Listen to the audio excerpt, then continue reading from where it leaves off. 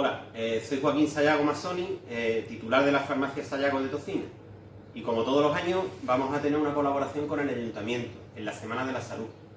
Este año, por las circunstancias en las que estamos, pues vamos a hablar de la enfermedad, del COVID-19. Vamos a ver distintos aspectos del virus, de la epidemiología de la enfermedad, y vamos a hablar sobre todo, solucionar dudas sobre este tema. Hola, yo soy Marta Mora, farmacéutica junta de la farmacia Sayago, y entre los dos vamos a montar este vídeo, como ya le he dicho, intentando resolver dudas, intentar daros información sobre este problema que tenemos ahora a nivel nacional o mundial. Sí decir que el virus es nuevo, que es muy desconocido, que la ciencia va avanzando, que la Organización Mundial de la Salud cada día da nuevos consejos, y deciros que la información que tenemos es a día de hoy y que siempre puede ser cambiante. ¿Un virus? ¿Qué es un coronavirus? ¿Qué es el COVID-19? Para empezar a explicar lo que es un virus, voy a partir primeramente de lo que es un organismo vivo, un ser vivo. Hoy podemos hablar de una planta, de un ser humano, de un animal. Todos esos organismos son un conjunto de células. Y aquí tenemos la explicación de lo que es una célula. Una célula tiene un núcleo y dentro tiene un material genético, además de un conjunto de orgánulos. Y todo ello envuelto en una membrana. Un conjunto de células forman un ser vivo. Una célula además tiene capacidad para reproducirse por sí misma. Aquí tenemos otro dibujo de lo que es una célula, un poco más infantil, pero lo vemos claro. El núcleo, los distintos orgánulos y la membrana que lo envuelve. Sin embargo, un virus, aquí tenemos un dibujo de un virus, no es exactamente lo mismo, es algo mucho más simple. Un material genético suelto y envuelto por una membrana. No tiene orgánulos y no tiene capacidad para dividirse por sí mismo. Con lo cual hay mucha controversia sobre si es un ser vivo o no es un ser vivo. Entonces, ¿cómo se divide un virus? ¿Cómo consigue el virus llegar a extenderse entre todos los organismos vivos, como está ocurriendo ahora mismo con el COVID-19? El virus lo que hace es infectar a las células. El virus entra en la célula y deposita su material genético. Y todos esos órganos que hemos visto antes, que estaban dentro de la célula, cada uno con una función diferenciada, trabajan todos ellos para reproducir el virus. Ese virus se reproduce por la función que ejerce la célula muere, se deteriora, el material genético sale al exterior y vuelve otra vez a infectar a diferentes células. Esa es la forma de reproducirse el virus. Me habéis preguntado también qué es un coronavirus. Hay muchos tipos de virus, los virus son todos lo que yo explico anteriormente, pero hay distintas familias de virus. Hay un tipo de virus en concreto que se llama coronavirus. ¿Y por qué se llama así? Pues porque el virus, si lo miramos en un microscopio muy potente, vemos que tiene en su membrana que envuelve una serie de proteínas que da la sensación de que es una corona, de ahí el nombre de coronavirus. Y sin embargo, dentro del coronavirus tenemos muchos tipos, y uno de ellos es el virus del que estamos hablando, que se llama SARS-CoV-2, a pesar de que estáis escuchando constantemente la palabra COVID-19 como algo más habitual. Pero COVID-19 es la enfermedad. A lo mejor incluso en esta charla, independientemente de que lo sepamos, utilicemos una palabra u otra, porque estamos muy acostumbrados a utilizar el COVID-19 como una palabra que define al virus. Pero que quede claro que COVID-19 es la enfermedad que produce el virus, mientras que el virus se llama SARS-CoV-2. Se llama así porque hay otros coronavirus anteriores que también han causado grandes epidemias, muchas muertes, no tanto como este, pero hace unos 20 años, por ejemplo, hubo un virus que también dio lugar a mucha cantidad de muertes dentro del mundo, se controló mucho mejor que este, y se llamaba SARS. De ahí que este, por su parecido con el otro en cuanto a síntomas, en cuanto a forma de expandirse, se llame SARS-CoV-2. ¿Síntomas? Los síntomas de la enfermedad son la fiebre, la tos, la disnea, que es la dificultad para respirar, pérdida de olfato, que se suele recuperar una vez que la enfermedad pasa, el cansancio, hay muchos casos en los que se da un cansancio muy pronunciado, y la complicación principal es la neumonía. La neumonía nos puede llevar al hospital, al ingreso hospitalario, y una neumonía nos puede hacer bajar el índice de saturación de oxígeno en sangre, y esto nos llevaría a la UCI y a la necesidad de respirador, y nos puede llevar a la muerte, en último caso.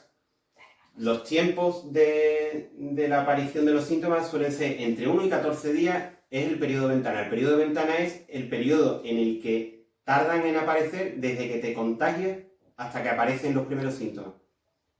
Lo más frecuente es entre 5 y 6, pero ha habido casos de hasta 14 días. Ese periodo es peligroso porque hay un tiempo en el que estás sin síntomas y puedes contagiar. La enfermedad dura unos 14 días y en personas que necesitan UCI pueden llegar hasta 6 semanas de duración, hasta que se recuperan. Y hay un elevado porcentaje de asintomáticos, personas que no desarrollan ningún síntoma. Pasan la enfermedad cuando acaba de hacer la prueba, han tenido contacto con la enfermedad pero no han desarrollado ningún síntoma. Y otra cosa que quería comentar es el tema de la carga viral. La carga viral es la cantidad de virus que entra en contacto contigo, con el contagiado, en el primer contacto. Esa carga viral, si es muy elevada, los síntomas son más pronunciados y aparecen antes en el tiempo. Se está estudiando, como todo en esta enfermedad, que es nuevo, si los casos de personas jóvenes en los que la enfermedad se complica bastante pueden estar relacionados con jóvenes que han tenido contacto con una alta carga viral.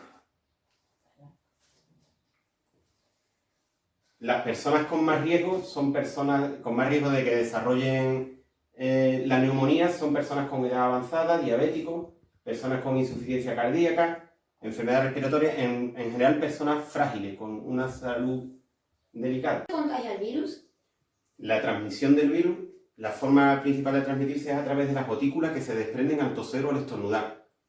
Ya la Organización Mundial de la Salud recomendó esto desde un primer momento a todos los países, que lo comunicaran a la población, que era la principal vía de transmisión. Estas gotículas pueden caer también en objetos y el virus se sabe que permanece en objetos durante mucho tiempo. Aquí hay un gráfico con distintos tiempos, depende si son materiales plásticos, aluminio, acero, pero son solo orientativos porque todo eso está en estudio. Sí se sabe que permanecen en objetos y a través de las manos, del contacto con las manos, pues nos podemos contagiar. Tocamos un objeto contaminado y nos llevamos la mano a cualquier mucosa, de los ojos, la nariz o la boca. Entonces, esas microgotículas y a través de las manos son las formas principales de transmisión. Hay otra forma de transmisión que se considera desde hace muy poco a través de un estudio de una universidad de Japón. Y es unas microgotículas que permanecen en el aire. Estas no son como las que hemos hablado antes, que se desprenden y caen. Estas son microgotículas muy pequeñas que se mantienen en el ambiente. Entonces, en espacios cerrados, como por ejemplo un ascensor, en el que un contagiado está junto con otras personas, estas gotículas se mantienen en el ambiente y la puede respirar la persona de al lado contagiándose. Esto ha replanteado el uso de mascarillas. Antes solo estaban recomendadas a personas con muchos factores de riesgo y personal sanitario, y ahora se está pensando a considerar que es bueno usarla toda la población en general para impedir esta vía de acceso del virus, estas microgotículas que permanecen en el ambiente. En lugares como tiendas, supermercados, farmacias, a los que tenemos que ir, es conveniente que de vez en cuando aireen el local para que con una pequeña corriente de aire se lleva estas partículas y así limpia el ambiente e impide el contagio. ¿Cómo podemos protegernos? Pues para protegernos del contagio de la enfermedad, lo primero que hay que hacer es lavar las manos con frecuencia. Ya hemos hablado antes de los objetos que pueden estar contaminados, es una forma de evitar que nos contaminemos. Cubrir a la hora de toser o estornudar, hacerlo siempre en el codo, tener mucho cuidado de no contaminar las manos, no contaminar los objetos. Evitar tocarse la nariz y la boca, esto ahora después lo recalcaré con el tema de las mascarillas. Si notamos síntomas, avisar inmediatamente, no permanecer con los síntomas. Si tenemos síntomas, si tenemos fiebre alta, tos persistente, pues avisar para evitar contagiar a los demás. Una distancia de seguridad de 1 metro, esto ya está un poco antiguo, ya la recomendación son 2 metros. La distancia y después los saludos y la interacción personal lo mismo, tiene que ser mínima. Con respecto a los materiales de protección, hay mascarillas plásticas que se usan mucho la usan los sanitarios y la policía, la Guardia Civil, la usan también dependientes de tiendas, farmacias. Esto nos impide que nos contagiemos a través de los ojos, de la nariz y de la boca. Nos va a cubrir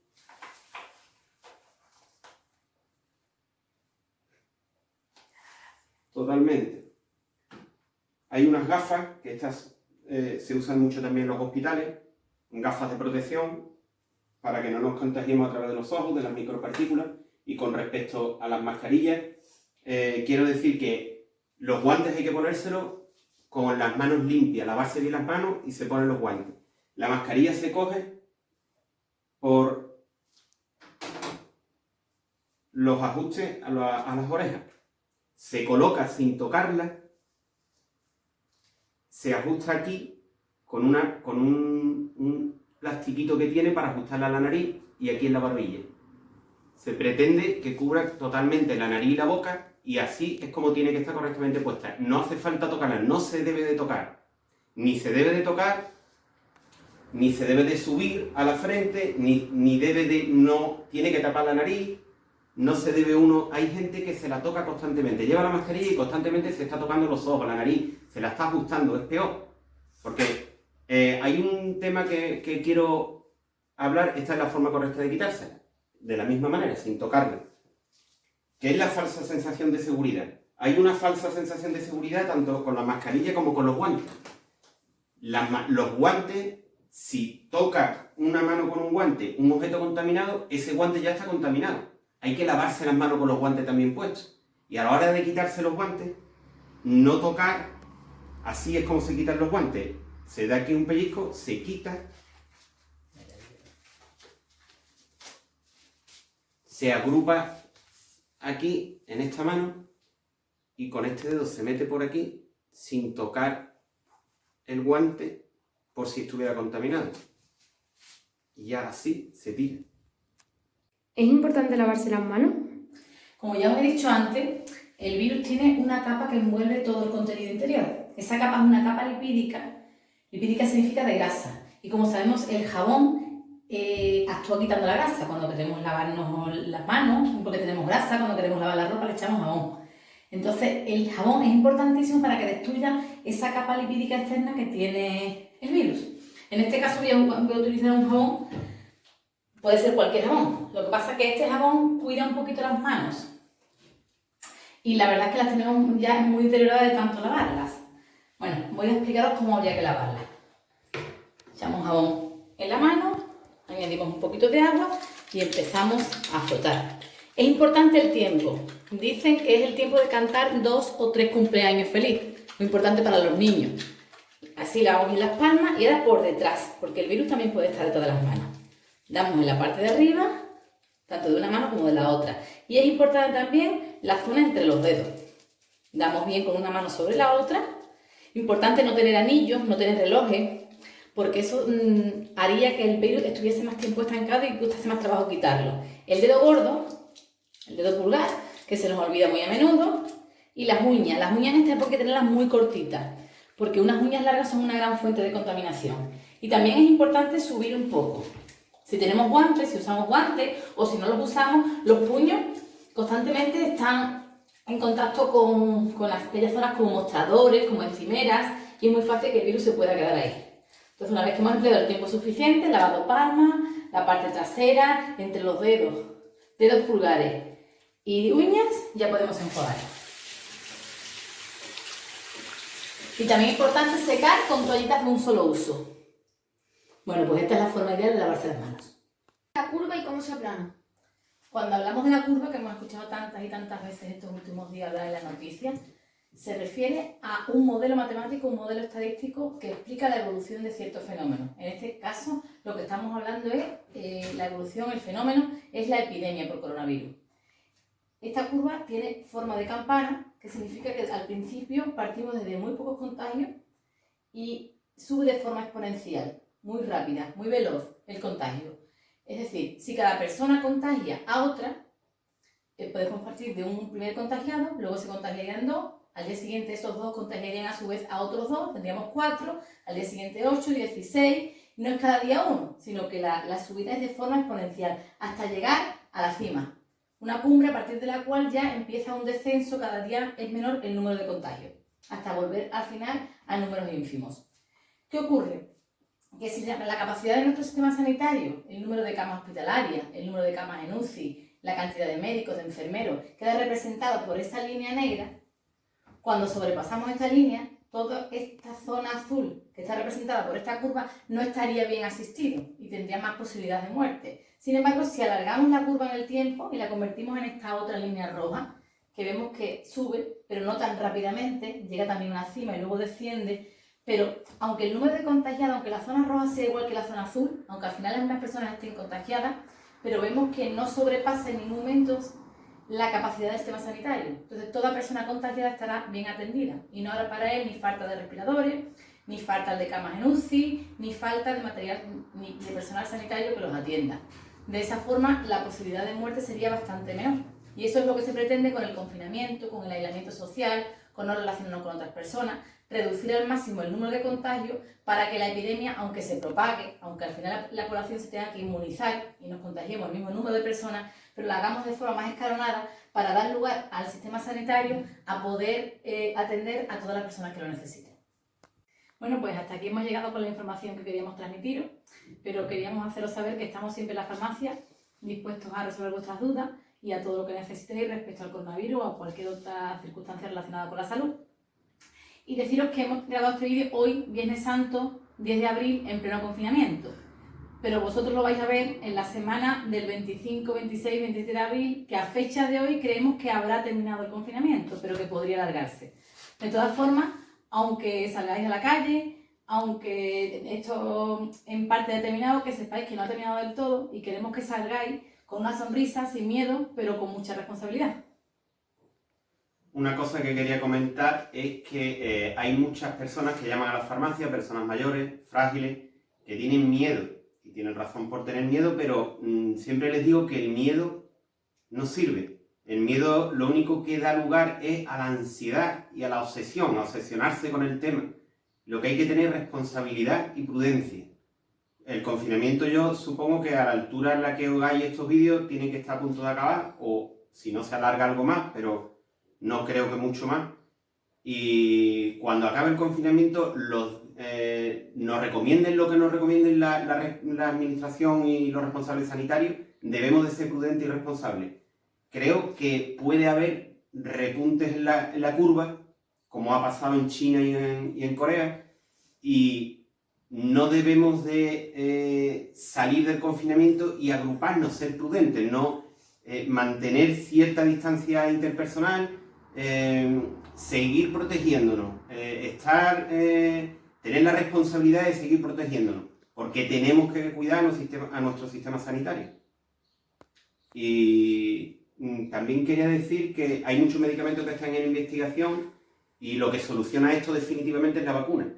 Mientras no haya vacuna, la vacuna es la labor que tiene una persona vacunada cuando le llega la enfermedad en ella se para, porque ya ella no se contamina.